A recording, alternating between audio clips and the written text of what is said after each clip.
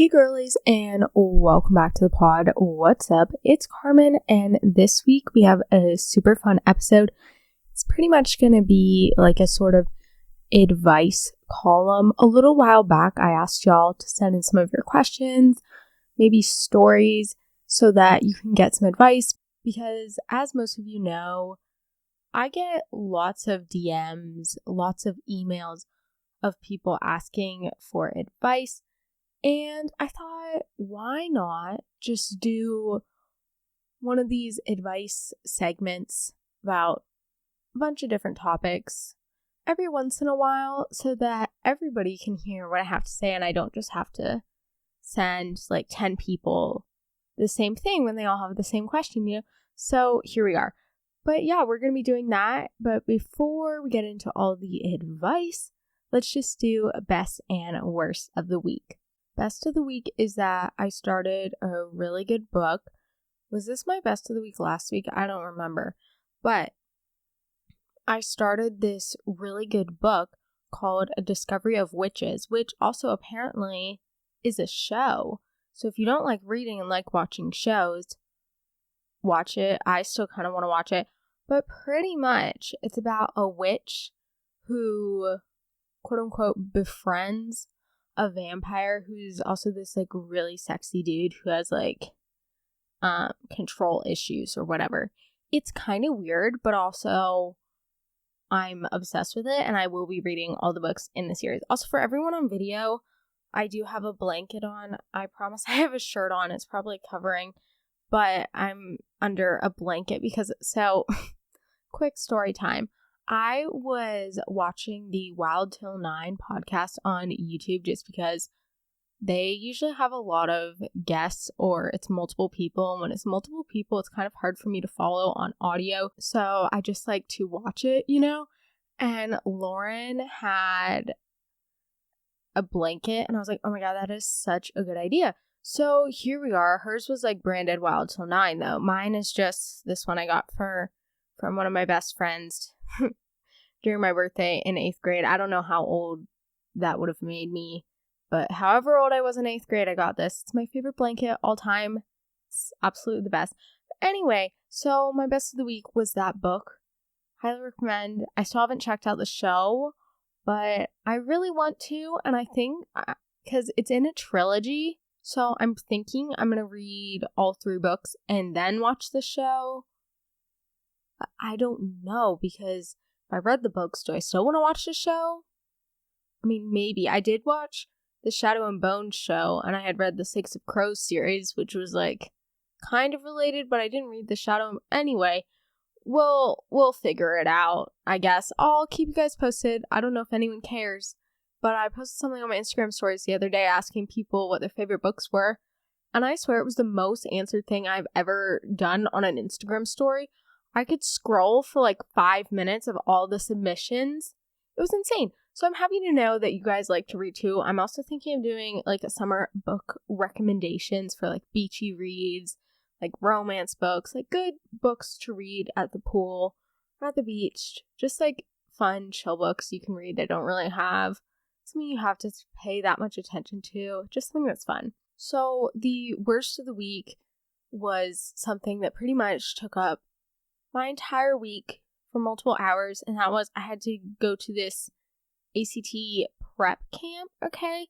It was 4 days, 6 hours, so, I guess I did like 24 hours of ACT prep, took 3 practice tests, my score went up 1 point. Yeah, so I don't know if I'm just bad at tests, or it wasn't helpful, but I am taking the ACT this Saturday, which for you would have already passed, but it's before Saturday. So I'm taking the ACT on Saturday, and I'm a little worried. The only section I ever feel really good about is reading. I can consistently get the same good score on that, like 34, 33, 34, 35, in that range. Everything else, bad. When I mean bad, I mean like bad. So we'll see how that goes. I'm trying to keep my hopes up. I really don't want to have to take the ACT again. And I know for the colleges I want to go to, it's kind of important to have at least a decent test score. But I'm trying. I'm really trying. And that's just been kind of mentally exhausting all this week. I really haven't been going on social media. And if I've been posting, it's all been very last minute. Like yesterday, I posted a reel at 11 p.m. because I was like, oh crap, I should probably do that. But just stuff like that. That's why it was so nice to have a good book, to not have to focus on stuff like that and just like stress about college stuff. I think I'm stressed because I haven't really done anything, but also I don't know where to start. It's just the starting factor, if you get what I mean, you know. That was fun. I mean, this week hasn't been that bad. I've been told to not talk that much about the worst of the week because it's depressing to some people, which one person told me this, so now I'm going it with a group idea. I don't know. Let me know. One person told me that. But I think it's good to know that I don't have perfect weeks, literally ever. I don't even know if I haven't had like a good day, like a solid day in a hot sec, which I mean is fine. That's fine. I'm just like stressed. I'm just constantly stressed and overwhelmed. But hey, it's fine. So sorry if I bring down your vibes, but I think it's good to know. I mean, personally, I like hearing about other people. It makes me feel better about myself. So if I make you feel better about yourself, then thumbs up to you. Pop off. Anyway, so as I said earlier, we're doing a kind of advice column episode because I know I see these on all the bigger podcasts, like What We Said or Anything Goes with Emma Chamberlain, stuff like that. They have advice columns. And I'm like, that is such a good idea. And so this is me copying them because they're smart. And if this goes well, or if you guys like these types of episodes, I was thinking of doing like monthly ones or every few months, just so you guys can ask me the questions that I might not be able to answer in my DMs or emails. As in, oh my god. So I've been really bad at responding to people recently. I have messages from over a week ago that I haven't responded to, and it's not like I don't have the time. I mean, like, I kind of do, I guess, but at the same time, I don't. But it's just so overwhelming to me that I don't feel mentally able to respond to these people. So if that's you who I haven't responded to in maybe a week, I'm getting to it. Trying to mentally prepare myself. It's kind of a lot of work because I get a lot of messages. I try to respond to everybody unless someone just sends me hi. If you send me hi, I'm not responding. I say this all the time, but people still do it. But I don't know. It's just been overwhelming. I think I need a break from life, which is good because I'm going to the Grand Canyon. Why can't I do dates? This happens to me every week. I can't do math or dates. Maybe a week, a little over a week, I'm going to the Grand Canyon, and that'll just be good. A break from social media, a break from all that stuff. But don't worry, guys, because I will still have episodes for you all, so you'll still think I'm here, but I will actually be whitewater rafting on the Colorado River with people with my friend's entire family, with a friend who I haven't talked to in months. So that should be great. That should be very exciting. But yeah, I mean, you'll still see stuff from me on Instagram and on podcasts, like actual episodes. So it won't be that different for y'all, just obviously not posting as much. Anyway, I'm not going to go into the details because no one cares. But don't forget to leave a review, subscribe, follow, do all the things. Y'all already know I say this 2 times in every episode. So make sure you do it. Also, if you're on YouTube, leave a thumbs up, subscribe. I think I already said that. But hey, make sure you do it. This week's episode is sponsored by Brush. Brush is an electric toothbrush that will change the way you think about brushing your teeth. With powerful sonic technology and ultra-gentle bristles, The brush redefines what it means to have super clean teeth. It's like that feeling when you just leave the dentist. A fresh, whole mouth clean every single day. Our listeners get 15% off their total purchase with code POD15. Follow the link in the show notes and enter the code POD15 to get your exclusive discount and upgrade your oral care routine now. So let's just get into it. I swear, sorry, something just fell in my room. I don't know what it was, but the past few days, things have just been falling, and I swear there's like a ghost in my room or a spirit, and I don't know how to get it out. I don't even know if I believe in ghosts, but things have just been falling constantly with me not touching them. It's made me a little anxious, I guess. Maybe I'm just being paranoid. I think I'm really paranoid at the moment, but for no reason. So that's fun and exciting. But anyway, okay. I tried to group these stories together so that they'd kind of be related so we're not jumping around. So I think the first section ones are kind of period related, of course, because everyone has questions about that. And then we have some about friends and boys, and then just some general advice, stuff about social media, all that fun, good stuff. So if you're interested, keep listening, and we'll just keep chugging along. I've wanted to try a menstrual cup ever since I got my period about 2 years ago. I'm now 13. I'm not close to my mom, so it was really uncomfortable bringing it up, and I didn't know how she would react. I finally did a couple months ago and asked her if I could try one. I had been doing tons of research about them for a year and a half, and I'm sure I wanted to at least try it. It's really annoying to have to change a pad or tampon at school, and I'm not really comfortable carrying a bag around. I know it's irrational, but I can't help it. Also, I go hiking and backpacking a lot, and I wanted something that I would not have to change as often and produce less waste to carry out when I was backpacking. It just seemed like it would make my life so much easier after I got over the learning curve of trying to use it. Anyway, I just asked my mom if I could try one, and I didn't think to tell her all the reasons. She told me that she had tried one and couldn't get it out.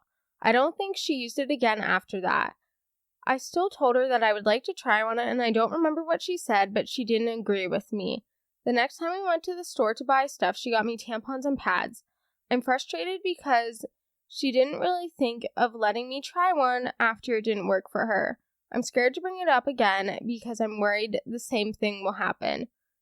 I just want her to understand that if it didn't work for her, that doesn't mean it won't work for me. What should I do? First of all, you sound very mature for a 13-year-old. So props to you, because when I was 13, I was definitely not that mature.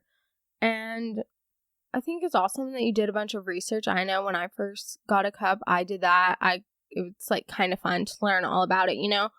But I definitely think that it's fair to not want to use pad or tampon because, yeah, you do have to carry around a bunch of stuff, especially when you're traveling. If you're going to the beach or something, you don't want to have to bring a whole box of tampons. Or for me, I know I keep referencing this, but I'm going to the Grand Canyon, and you can only bring a certain amount of stuff that weighs a certain amount. And so I'm glad I have a cup because I don't have to carry out all that stuff. But I totally get it, especially if you're an outdoorsy person. You don't want to be carrying around all the stuff, especially when you don't have that much room to put anything. And I know I've seen this all over TikTok. It might sound stupid, but I have seen it. It's where pretty much you're going to make this slideshow because you seem like the person who would be able to do that if you're doing all this research. It's not like you're lazy or whatever. But make a slideshow for your mom of all the reasons that you want to try a menstrual cup and maybe some benefits of it. Like you could talk about sustainability, how it would be easier to travel with, how you would save a lot of money, and just all those stuff. Make a PowerPoint and then show it to her. And I think when she sees all the reasons, it'll help. But also, if your mom ends up seeing that and she's like, oh my gosh, what? No. then somehow next time you find yourself with cash money, this is a little sneaky, but it's like not like you're buying drugs or anything. Just, oh wait, I just remembered 13-year-olds can't drive. Crap. Never mind, that just goes away with my whole plan. I was just going to say go to a store and just get it with some money. Or if you... Oh, best idea. So if you're comfortable talking about periods with your dad, I know I am, but my dad's also a doctor, so we have a lot of talks about body parts, stuff like that. But ask your dad to take you, and your dad won't ask questions because, like most guys, they don't really want to know all the details.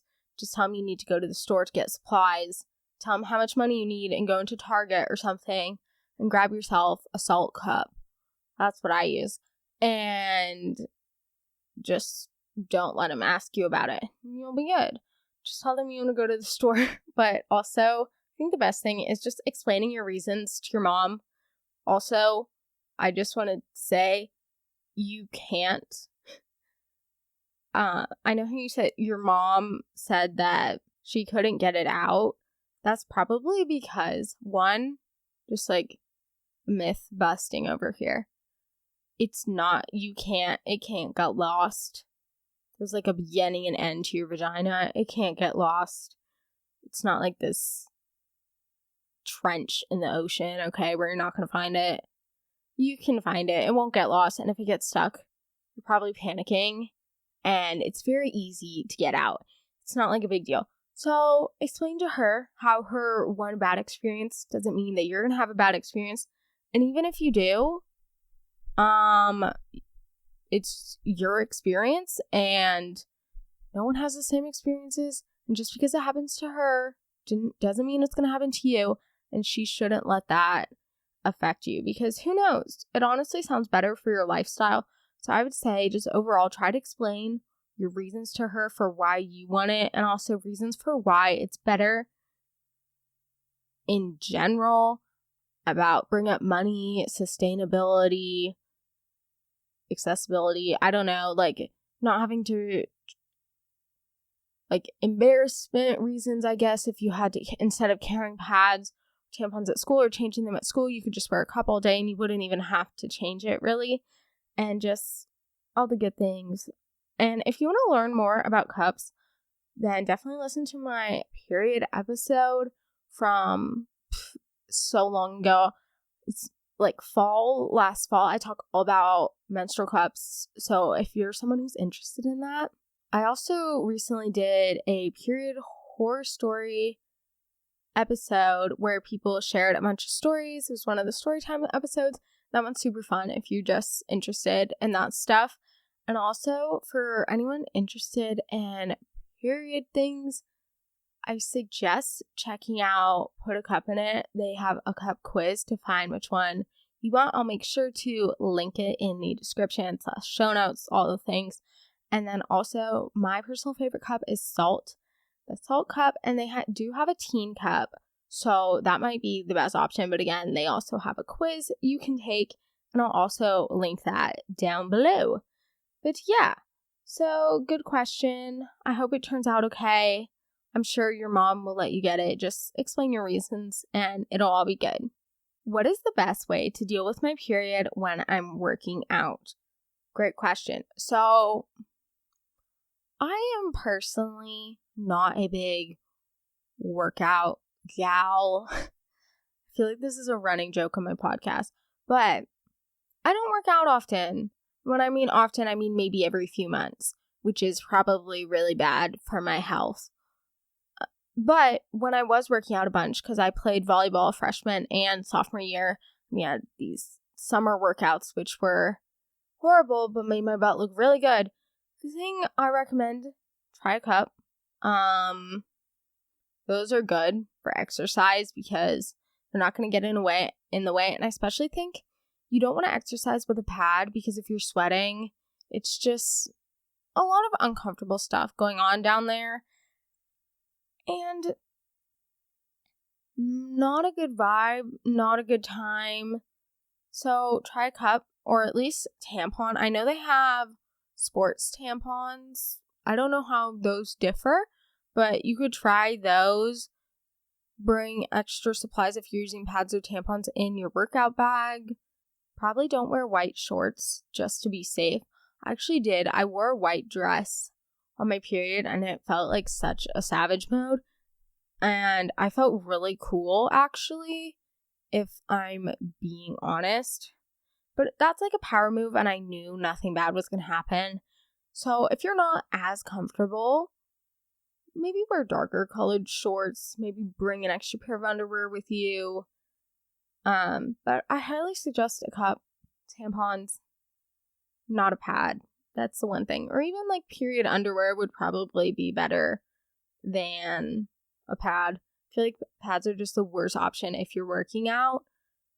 But I don't know. I personally I don't know what I have against them. I can't. They kind of gross me out. If you like them, if they work for you, that's great. I don't like them. They don't work for me, and that's okay. I've been scared to tell my mom that I need to go to the doctors for a yeast infection. What should I do? Girl, go to the doctor. So, go to the doctor. It's not that big of a deal. And your parents are going to care more about your health than why you have a yeast infection or that, oh my God, there's something wrong with you in a space no one talks about because it's too taboo, whatever. Your parents want to make sure you are healthy and not in pain. So go to the doctor, tell your mom. It might be awkward for a little bit, but that's better than suffering and having to deal with that. So please go to the doctor, just deal with the embarrassment. It's your parent, it's your mom. She doesn't care. I'm sure she's had a yeast infection or knows someone who has had one. So talk to your mom. I promise you it's not that big of a deal and she won't care that much. Moving away from periods, I feel like, I don't know, I love talking about periods. I might even do an episode in the future because there's this person that I really want to interview, and she's like this period advocate speaker, and I think that would just be really cool. But also social anxiety, so we'll see. But I love talking about periods. I think it needs to be talked about more. It's fun. It's a fun combo. So moving on to friends. I know we all have friend issues. I personally have quite a few friend issues. I don't know. I'm not like good with friends, which sounds bad because I'm giving advice, but it's more like I give good advice. I just don't take my advice. You know, I'm one of those people. I know it's super annoying for everyone involved, me included, but okay. How do I make new friends at school?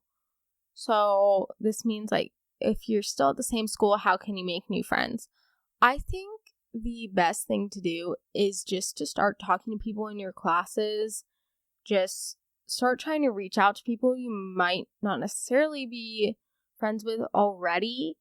But the more people you talk to, the more likely you're going to find someone who you vibe with, just because, I guess, in probability, you know, if you're talking to more people, there at least has to be someone that you can be friends with. But even then, you don't need to have, like, your best friends at school. You can have friends from other activities that you do, from the pool, from vacation spots, whatever. Your friends don't all have to be at school, but it's nice to have a few people that you can just chat with. So try talking to people in your classes, at lunch. Just talking to new people, I feel like, is the main thing. I don't think there's like a trick to it. It's more just kind of putting yourself out there, which can be scary. And some people might be like, oh my gosh, what is she doing? She's talking to so-and-so. Why isn't she sitting with us? But honestly, who cares? You're never going to see these people after 4 years. And also, if they care that much, then they suck and you shouldn't even worry about their own opinion. How do I break up with a friend? I've already tried, but she won't stop annoying me. Friend breakups can be rough, difficult, all the above, honestly. I mean, I've only have had one actual friend breakup, but of course I've fallen out of friendships with multiple people, but I had one like official, I guess, friend breakup, which really sucked and was probably worse than the actual breakup I had, which was also bad. But friend breakups, I would say, it's just worse. It's just kind of hard to deal with. I think the best thing to do is to sit down with this person or FaceTime them. Probably in person is better, but just sit down with them and say like, hey, Carmen, I know we've been friends for a few years now or however long, but I really don't think it's working out. I think we're kind of toxic. I want to start hanging out with other people, and I just want to know that, like, I really loved being friends with you, but it's not really working out anymore. It's pretty much like a breakup, which also, like, how do you do a breakup well, you know? It's always just gonna kind of suck, I think. And there's no way around it. There's also, you could, if you're not a confrontational type of person, just start hanging out with other people. Don't ghost this person, but try to spend your time with other friends who you'd rather be with. But if this person really won't leave you alone, then straight up tell them, like, hey, we can't be friends anymore. And you might think that makes me sound like a bitch, but it's setting the line. And if you're creating a boundary, then this person will know what's okay and what's not okay. Because if you don't, then they're going to keep thinking, oh, I'm still friends with Carmen. Yeah, I can ask her to hang out, even though this person might be super toxic and might bring you down and make you feel bad about yourself. So set boundaries or just hang out with other people, TBH. But yeah. Also, I don't know if I've done this on the podcast, but I've been kind of abbreviating words when I talk, which makes me sound really stupid. But I keep saying, like, LOL. Just saying LOL. Or, what's another one? BRB. I just said one. Oh, TBH. Oh, AF. I say AF all the time. And it's funny because I'm not trying to be ironic. I mean, at first I was trying to be ironic. I was like, oh my gosh, this outfit is cute AF. But no, I'm really not trying to be ironic anymore. It's kind of addicting to say AF. I don't know. It's probably a bad habit. But if you're wondering why I am doing that, I don't know either. How can I deal with fake friends? Drop them. Period. If someone is a fake friend, you don't need to waste your time with them, okay? Obviously, they don't really care about you if they're being fake, if they're not being real. So, I don't know why you need to spend your time caring about them. I mean, of course, you can be kind, you can be courteous, but you don't need to be best friends with someone. If someone's being fake to you, just, again, hang out with other people. It's kind of like a friend breakup. If you have a fake friend, don't hang out with them. If you're like, but I have no one else to hang out with, talk to other people or spend some time by yourself. It's okay. It's not like a bad thing to be alone. Personally, I prefer being alone, and that might be one of my greatest strengths, while also being one of my greatest flaws, I would say. Again, I don't know, I'm just speculating here, but you don't deserve to have a fake friend. You don't deserve these people. You deserve good friends. So don't waste your time with these fake people. Okay. How can I stop a bully? That's a really good question. I feel like there are a lot of different tactics you can go about. There's a more aggressive way and a more passive method. I would say an aggressive way, not like you're beating this person up, but actively going against them and speaking out. You really need to be able to stand up for yourself. And if someone says something rude or mean, like, I'll make something up. Oh my gosh, Carmen, you look so ugly today. This is when you're going to be like, actually, I don't, but I really love your outfit. It's super cute. Where'd you get your skirt? Okay, first of all, part 1, stand up for yourself. Part 2, compliment something about them. This is going to make them feel really guilty and feel really bad about themselves. What you do when someone's like being mean, bullying you, kill them with kindness. Okay, there's like a song by Selena Gomez about that. It's like on quotes. It's embroidered in pillows. Okay, it's like a white mom quote, kill them with kindness. Okay, you're going to do that. Remember that. And the more passive way, people are just trying to get a reaction out of you, okay? Ignore them. But be willing to stand up for yourself. And if you see someone else getting bullied, because I know this actually happened to me. This is a true story. I'm not making this up. I was absolutely shocked. So I was sitting at school with a group of girls. We were all doing homework. And this one senior girl walks in. And she starts talking to everyone. None of us are really friends with her, so we're all wondering why she's in there spilling all her friends' secrets, stuff like that.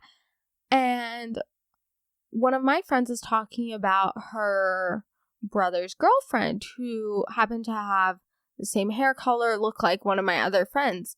And they were like, oh, my brother's girlfriend is super pretty. She looks like you. And she's saying this to my other friend, and the senior girl goes, what? She's so ugly. Yeah, someone said that to her face. And I looked at her and I said, what are you talking about? She's literally so pretty. She's the cutest person ever. And she was like, ugh, whatever. So stuff like that. Stand up for your friends. Be willing to stand up for yourself, okay? Usually someone who bullies someone else is insecure about themselves. Truly focus on yourself and don't let what this other person think of you, like, affect you, because obviously they don't have very good judgment. And I'm thinking in the future about doing an episode about bullying, just because I think it's a really good topic to discuss. And I know people talk about it a lot, but especially when school's coming up, I think it's a good idea to just have a little chat about it. Moving away from friends, we're going to shift to dating, crushes, boys.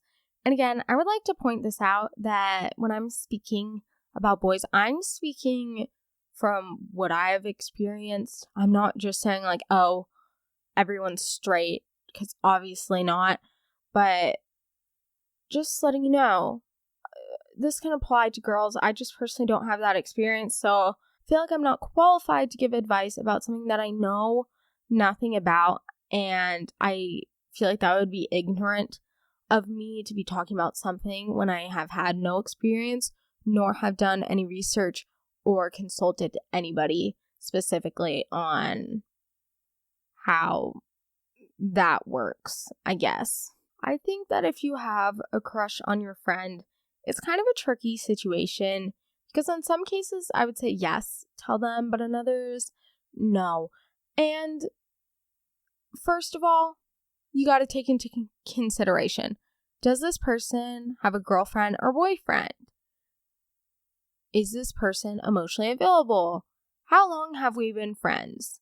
Are we childhood friends, or did we just meet this year? Because if you're childhood friends, that might be a little weird. If you just met this year, sure, whatever. And I think it really depends on your specific situation, but take all the things into consideration. Maybe think about how strong is your friendship actually, because if you have a friend and you tell them like, hey, I like you, and they don't like you back, that could be a little awkward, and that could end your friendship. Or it could just be something that you laugh about like months later. There's really a difference. It just kind of depends on your friend dynamic. So I don't know if I can give a straight answer, which I know is annoying. But again, it depends. I don't know, guys. I truly don't know. And whatever you think is best, whatever you have a gut feeling, whatever you feel like you should do. And even that, if that ends up being the wrong thing, you're going to learn from that, and you're going to learn what not to do in the future, and maybe things that you don't like, and all this stuff. So go with your gut feeling. It might not always be right, but at least it'll teach you something. And learning is always good. How can I tell a guy that I'm not interested in him in a respectful way? Wow. I feel like this is also can be another sort of awkward thing, especially if this person really likes you. Then it's like someone who's like, oh my God, I love you so much. And you're like, bruh, WTF, you know? I just think that can be awkward. But I think the best thing to do if someone is saying that they're in love with you or that they like you, set it straight, okay? See if they actually do like you, because sometimes people say it and you're like, no, you don't, dude. Literally say that. I have said that before. Someone told me they had a crush on me. I said, no, you don't. And they said, yeah, I don't. And I said, okay, good talk. Stuff like that. Just tell them straight up. Be like, hey, I know you like me, but I don't really feel the same way. But I really love you as a friend. Stuff like that. And I know people are gonna like cringe when they hear that. Or you say, yeah, you're kind of just like a brother to me. Boys are like, oh, ooh, no. That's like bad. But honestly, that's kind of awkward and no one wants to hear that. But it's better than just going along with it or even dating this person when you don't like them and there's nothing really going on and neither of you are gaining anything from the situation. So I feel like just straight up tell them. And I think that is more respectful because you're taking their feelings into consideration and not trying to drag them along. And boys hate being dragged along. Everyone, okay? Everybody hates being dragged along. No one wants to deal with that. I mean, I'd rather know someone's intentions at first rather than having to figure out months later after dating this person that they don't actually like me and they just felt bad for me. What can I do to make my first day of high school easier? I think the best thing that you can do is just go into it with an open mind. Be willing to make new friends because usually your middle school friends aren't going to be your high school friends, and that's okay. Talk to multiple people. Ask for help in the hallway, guys. No one knows where they're going, and the upperclassmen will help you. They don't care. And no, they will not remember you, okay? They will not remember your name. They will not remember speaking to you. So don't worry about being embarrassed. But I'm also going to do an episode all about this. A lot of these questions I'm going to do future episodes about. That's why I guess I'm kind of being vague. But I'll do an episode more about this kind of before the school year, probably sometime in August, maybe. And we'll just chat more all about that. But the best thing you can do, have an open mind, be willing to meet new people, and put yourself out there, and you'll be good to go. I'm going into 8th grade next year. Do you have any advice to make it better? I feel like 8th grade is kind of a year when you're really sick of all your friends. You're kind of done with everything. Just think about 8th grade. It's like kind of a transition year because the summer going into freshman year, you're a little anxious. But I guess if you're going into 8th grade, it's like 7th grade, but you're older. Honestly, I'm trying to remember my 8th grade, which I don't.